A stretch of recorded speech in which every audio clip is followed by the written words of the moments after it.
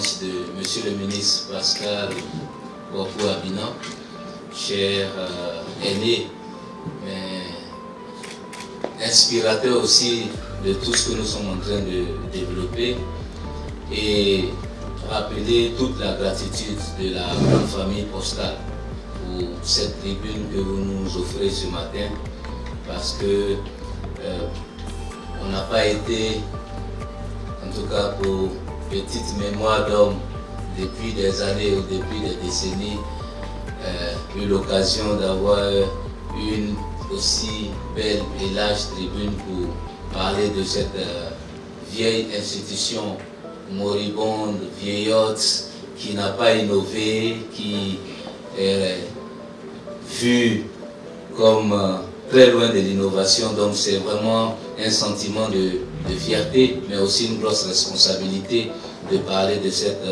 institution, mais aussi remercier notre ministre de tutelle, le ministre Bruno Nabagné-Koné, qui a réussi à nous donner une dynamique, en nous donnant une feuille de route très claire, une feuille de route qui peut participer certainement à meubler le contenu du thème qui nous réunit ce matin.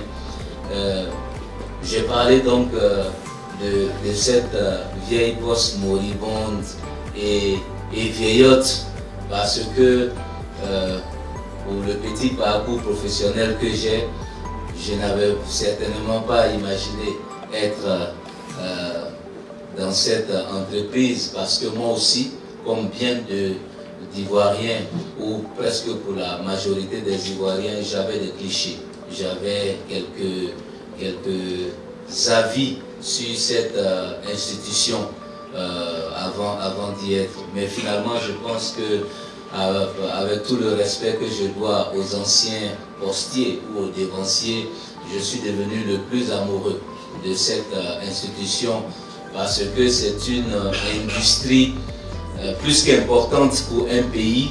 Et comme disait madame tout à l'heure, je me suis autorisé avec mon équipe à avoir une autre définition ou une contribution à la définition de ce qu'on appelle aussi un pays émergent. De mes petites recherches, je me suis autorisé à faire la liste de quelques pays émergents, ou du moins de quelques pays dits développés. Et je me suis rendu compte que ils ont réussi certainement beaucoup de choses, mais ils ont plus que réussi parce qu'ils ont mis une institution d'État dans le dispositif de modernisation de leur administration, mais aussi de dynamisation de tous les secteurs de l'économie. Il est important de savoir que la Poste de Côte d'Ivoire est une société d'État. Donc, la Poste de Côte d'Ivoire appartient à une seule entité ou à un seul actionnaire qui s'appelle l'État de Côte d'Ivoire, donc qui est vous et moi. Parce que j'ai écouté ou j'ai lu des fois des commentaires de beaucoup de citoyens qui ont apporté quelques pics à la Poste, ce qui est certainement très légitime, parce que c'est grâce à eux qu'on a pu réajuster quelques orientations stratégiques. Mais des fois, les Ivoiriens n'ont pas compris que la Poste, c'est leur machine, c'est leur chose. Donc, il y a besoin de fixer aussi ces petits détails-là, parce qu'on a une responsabilité d'éducation de l'ensemble des concitoyens sur ce qui leur appartient et comment ils doivent donc en prendre soin. Elle est régie par le droit privé, donc convention collective au Code du travail, et elle a été créée par la loi numéro 97-519 du 4 septembre 1997. Donc vous vous rappelez bien que nous parlions à l'époque du secteur des postes et télécommunications, qui a abouti un peu plus tard donc à des démembrements jusqu'à ce que les télécommunications et les services postaux se séparent pour accoucher donc de la Société ivoirienne des postes et de l'épargne, et en 1997 la création donc de deux entités, deux sociétés d'État qui ont commencé à opérer en 1998, la Caisse d'épargne et les caisses postaux, et la CECP, je pense, devenue aujourd'hui la Caisse nationale des caisses d'épargne, et l'institution d'État, la Poste de Côte d'Ivoire. Alors il faut rappeler que le service postal, c'est 3 pieds. Donc dans le monde entier, une poste se définit par 3 pieds. L'activité de poste physique, donc tout ce qui est physique, colis, paquets, boîte postale, affranchissement.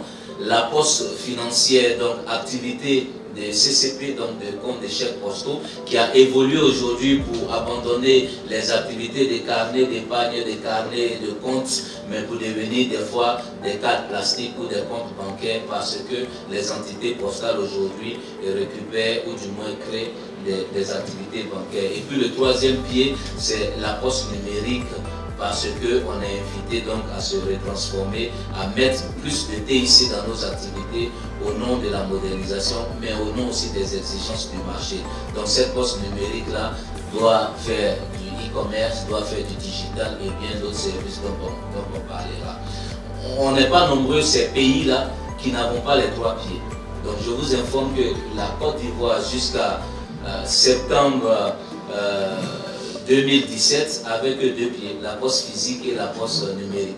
La poste financière justement était partie de cette entité-là pour être une autre société d'État. Donc en Côte d'Ivoire, lorsque nous nous réunissions au niveau mondial, pour les 192 pays que compte l'Union postale universelle, la poste de Côte d'Ivoire avait deux pieds, poste physique, poste numérique. Le pilier poste financière n'existait pas.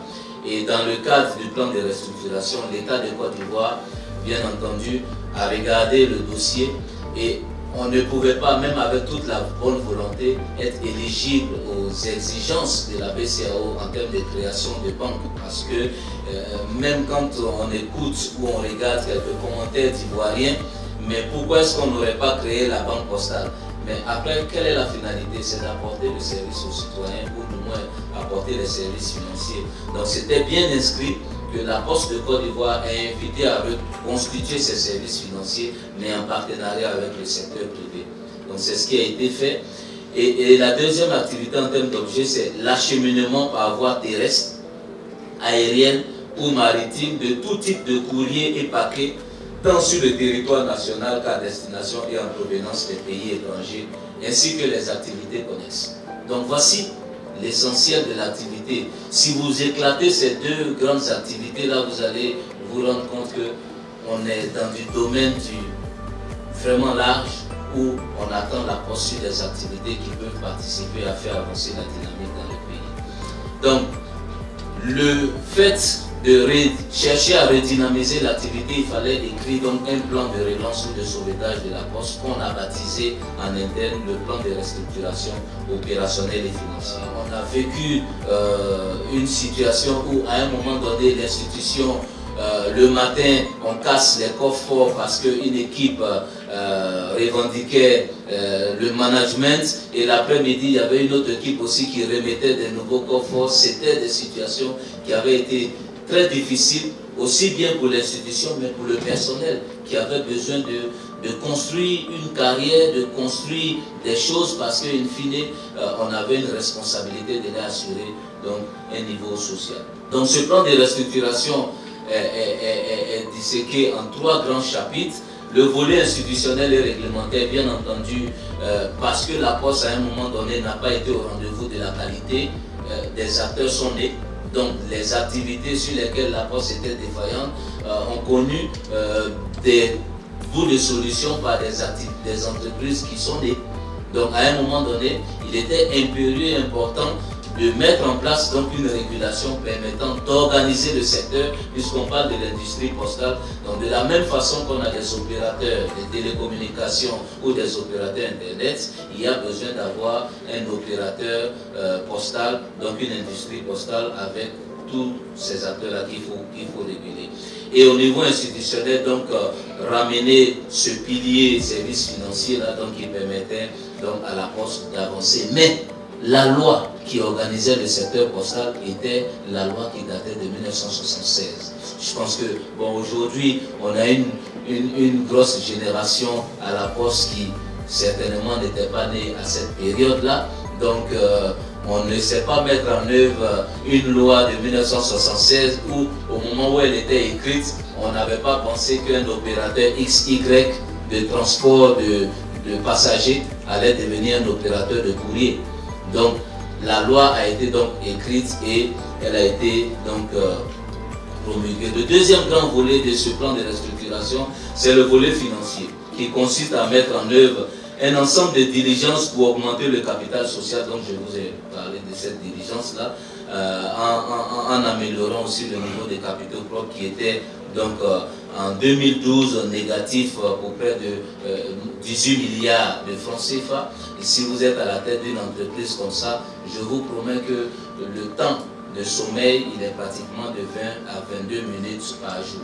C'est très important de partager cela parce que des fois, on n'a pas assez de recul pour savoir que la responsabilité ou l'héritage qu'on a en termes de gestion est quand même important et qu'on n'est pas une start-up la Poste. Donc, quand vous avez votre belle idée depuis votre ordinateur, c'est pas à implémenter facilement comme ça à la Poste parce qu'on a une grosse machine quand même qui a besoin de mettre des process en place et qui n'a pas la gestion de 12-13 personnes. Donc, la mise en œuvre est des fois aussi très importante. Et puis le dernier volet, c'est le volet opérationnel, qui consiste à dynamiser les produits existants et mettre en exploitation de nouveaux produits à forte valeur ajoutée en répondant aux besoins nouveaux des consommateurs.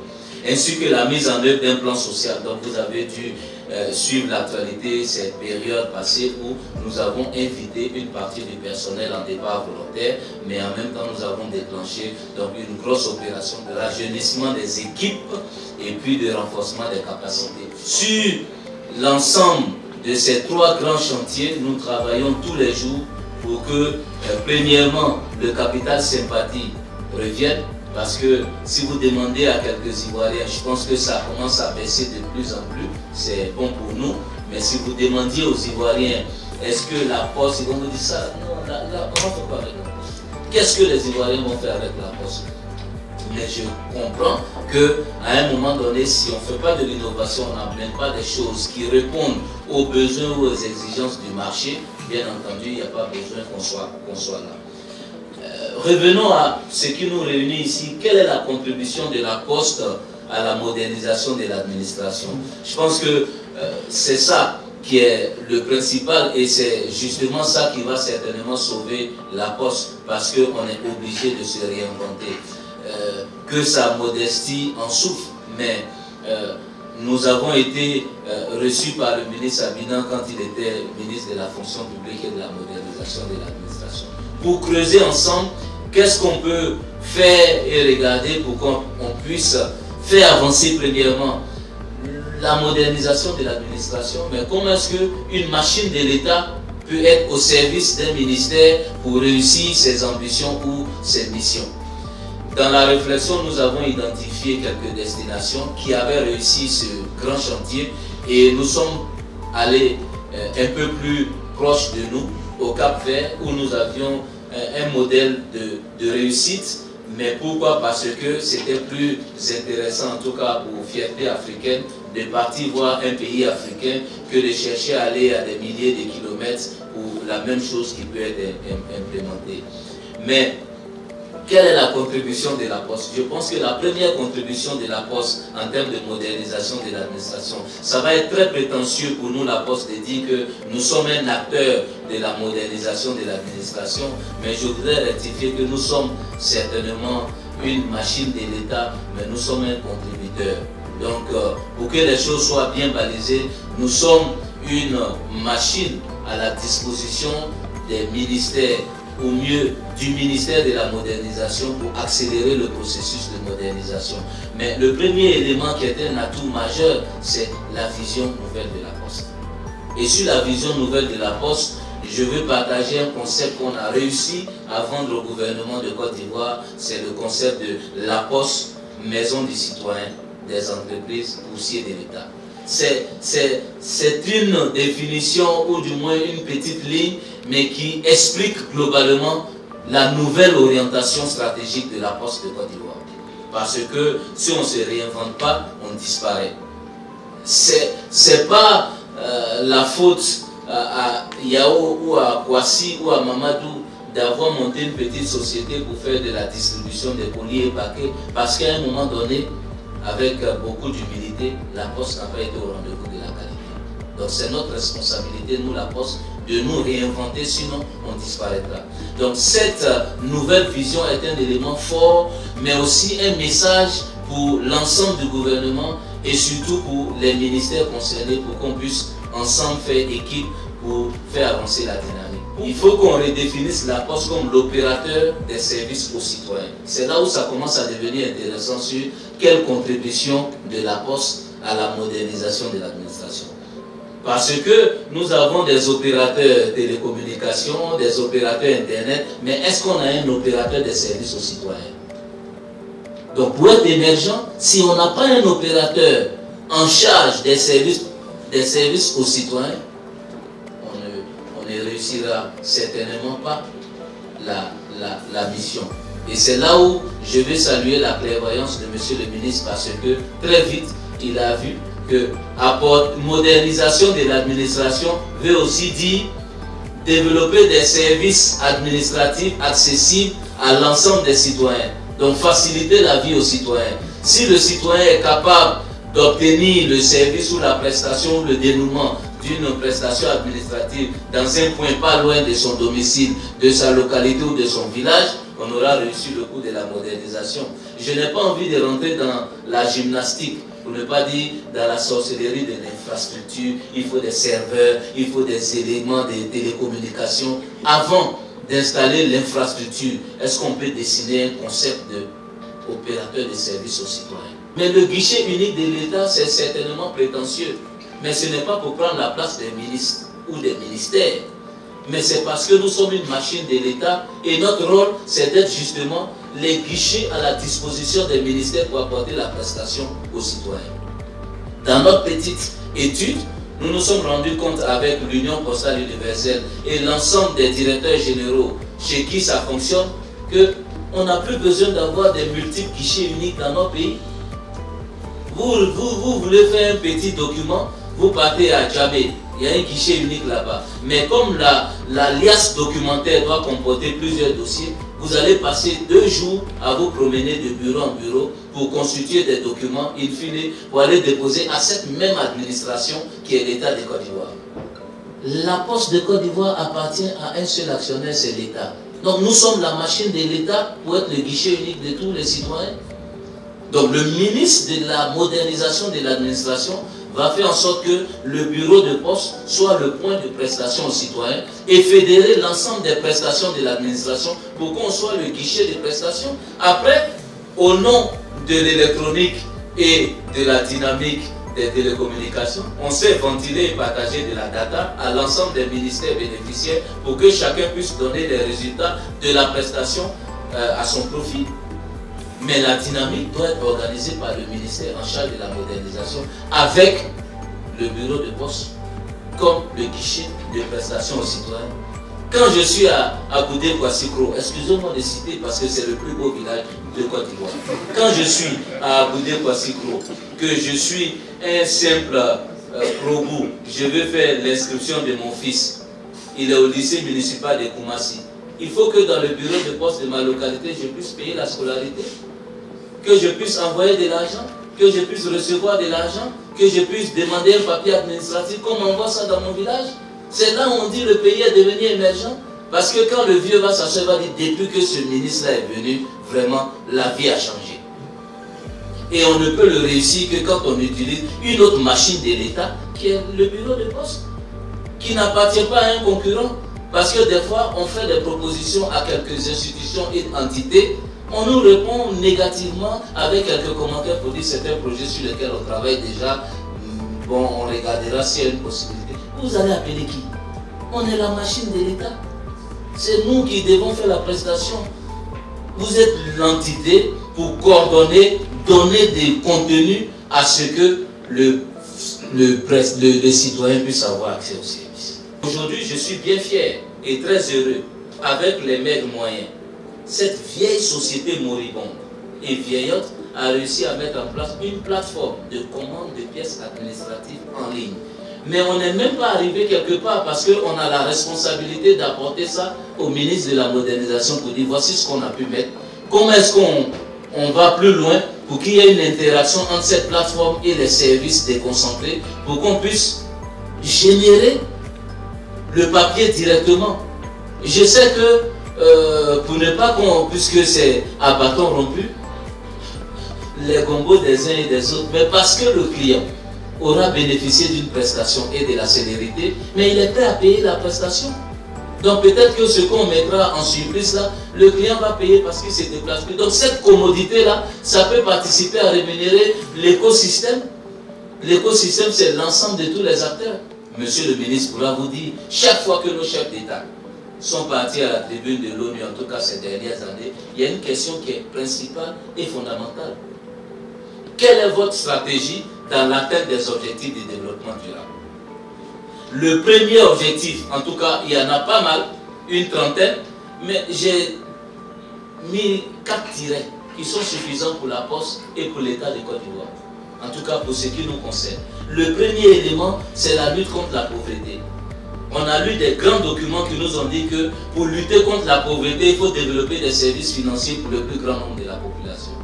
Mais expliquez-moi en Côte d'Ivoire, comment on développe des services financiers pour le plus grand nombre de la population? Est-ce que la Côte d'Ivoire a sa solution de mobile money? L'État de Côte d'Ivoire, le grand État de Côte d'Ivoire, est-ce qu'elle a sa solution de mobile money? Elle a sa solution de paiement pour les obligations fiscales? Est-ce qu'elle a sa solution pour payer les pièces administratives? Est-ce qu'elle a sa solution pour accompagner M. le ministre Sabina dans la réforme qu'il est en train d'engager? Parce que certaines personnalités nous ont confinés dans produits pour les fonctionnaires, alors que vous partez au-delà des fonctionnaires, vous partez pour l'ensemble de la population.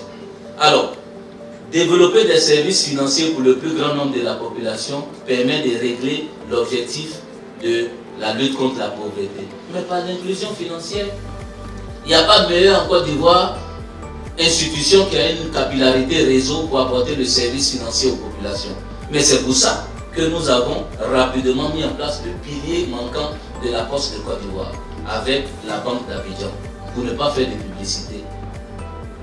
Mais la Banque d'Abidjan, premièrement, va nous donner d'avoir un dos solide, parce que pour émettre de la monnaie électronique, il y a des exigences BCAO qui parlent de plusieurs dizaines de milliards. Est-ce qu'on est capable de mobiliser des dizaines de milliards pour régler juste ce bout d'activité? Donc il faut trouver une alliance avec un partenaire financier. Mais je vous informe que depuis hier, l'ensemble de tous les comptes M-Post, donc notre mobile money, la Poste, viennent de basculer sur l'application Cash Cash. Disponible gratuitement sur Android. Vous téléchargez l'application, vous pouvez envoyer de l'argent même à un parent qui n'a pas l'application. Parce que quand vous finissez de vous identifier, vous tapez le montant, son nom, et vous envoyez le montant. Il reçoit à Boudé Kouassukro une notification. Isaac Nyamba vient de t'envoyer 20 000 francs. Il va au point relais ou au point contact, il prend son argent. Je pense qu'il y a encore de la marge et de la place pour nous aussi, à côté de certains mastodontes qui assurent bien le service. Mais on a besoin d'avoir une appropriation de notre solution nationale. Et ça, on règle la question de l'objectif du développement durable, parce que désormais, quand on ira aux Nations Unies, la Côte d'Ivoire est dotée aujourd'hui, via son institution, la Poste, d'une application de paiement électronique pour ses populations. On mesure la maturité numérique dans un pays par le nombre de personnes ayant utilisé la chaude TIC. Donc ce n'est pas forcément que nous tous on ait la chaude TIC, mais si je vais dans un bureau pour bénéficier d'une prestation, j'aurais participé à donner des statistiques qui peuvent renseigner la data ou les informations en termes de maturité numérique. Donc les cybercommunautaires que nous déployons avec l'ANSUD et les points de la Poste peuvent participer à ce que des interfaces des ministères soient ouvertes dans les bureaux de poste pour dénouer une opération administrative. L'éducation des populations est un objectif de développement durable, parce que nous avons besoin de donner accès à l'information à nos populations. Voici des choses concrètes où vous fouillez, il n'y a que la Poste, au nom de son réseau et de sa présence territoriale et appartenant à l'État, qui peut régler ces objectifs-là. Aujourd'hui, nous avons gagné le marché de dispatching de tout ce qui est données cliniques. Vous prenez votre sang à Bengourou, vous avez besoin d'avoir un traitement ici. C'est nous qui transportons depuis quelques mois tout ce qui est relevé clinique dans les centres de santé que nous rapatrions à la DCPR ici à Abidjan. Voici une mission d'État. Mais il fallait inventer quelque chose, parce qu'en réalité, quand la Poste de Côte d'Ivoire s'embarque dans le e-commerce, ce n'est pas pour devenir une société de technologie. C'est pour réveiller une activité décédée depuis 20 ans, qui est l'acheminement de courrier et paquets.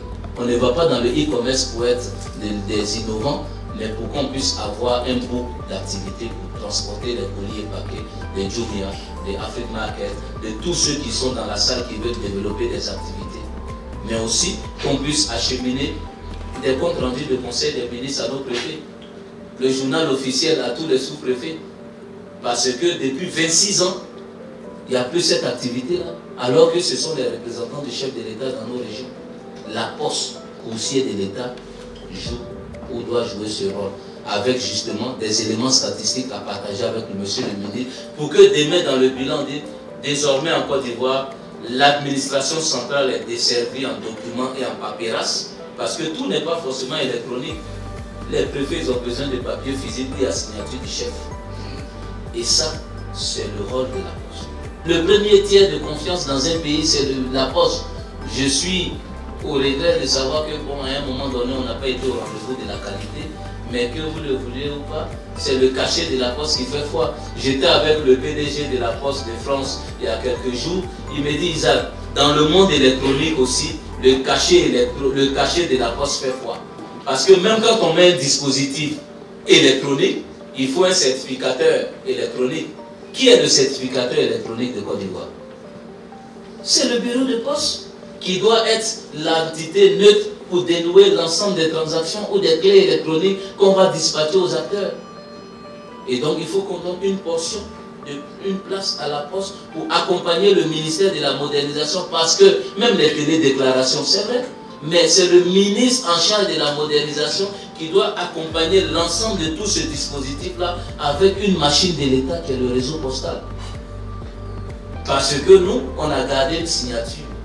La poste, c'est ensemble construisons la confiance. Nous sommes en train de travailler pour que le capital sympathie revienne, que notre nom qui était gâté revienne bien. Parce que jusqu'à aujourd'hui, vous trouvez des bureaux de poste qui ne sont pas regardables sur l'étendue du territoire. Nous sommes en train de les rénover. Nous sommes en train d'ouvrir des points financiers, des points PDA pour apporter le service financier aux populations, mais pour permettre au ministère de nous utiliser comme le guichet avancé des prestations citoyennes. Et c'est ça le principal. C'est notre responsabilité d'utiliser l'infrastructure de l'État pour régler ces questions-là. Mais bien entendu, nous avons aussi une conscience d'appuyer et de se mettre à la disposition du ministère pour que très rapidement ce chantier puisse réussir. Monsieur le ministre et nous-mêmes avons été très émerveillés au Cap-Vert. On est rentré dans ce bureau, là-bas, moi je m'appelle la maison du citoyen, là-bas ça s'appelle la case du citoyen. Vous rentrez dans la case du citoyen, vous voulez faire création d'entreprise, monsieur, l'objet de l'entreprise, tac, tac, tac, tac, tac. L'objet de l'entreprise, on vous donne un numéro de registre de commerce, on vous donne des éléments et puis vous parlez. Donc voici des chantiers sur lesquels nous travaillons. Moderniser l'administration, c'est accompagner l'ensemble des ministères. Le ministère de l'Éducation est partenaire. Aujourd'hui, on a raccourci les délais de traitement des concours administratifs parce que la poste est au milieu. Mais allons plus loin. Pourquoi on ne fait pas l'inscription en ligne et puis on va dans le bureau de poste pour prendre son document et le bureau, la direction régionale de la poste devient le centre de concours pour que le gars ne quitte pas Tanguélan pour venir faire son concours à Adjamé. On n'est pas à Adjamé, etc., etc. Donc, ces quelques illustrations-là ont été présentées expressément de façon didactique comme ça, mais avec un peu de dynamisme pour montrer que la poste est un petit acteur à côté du ministère de la modernisation pour contribuer à apporter le service aux citoyens. Je vous remercie.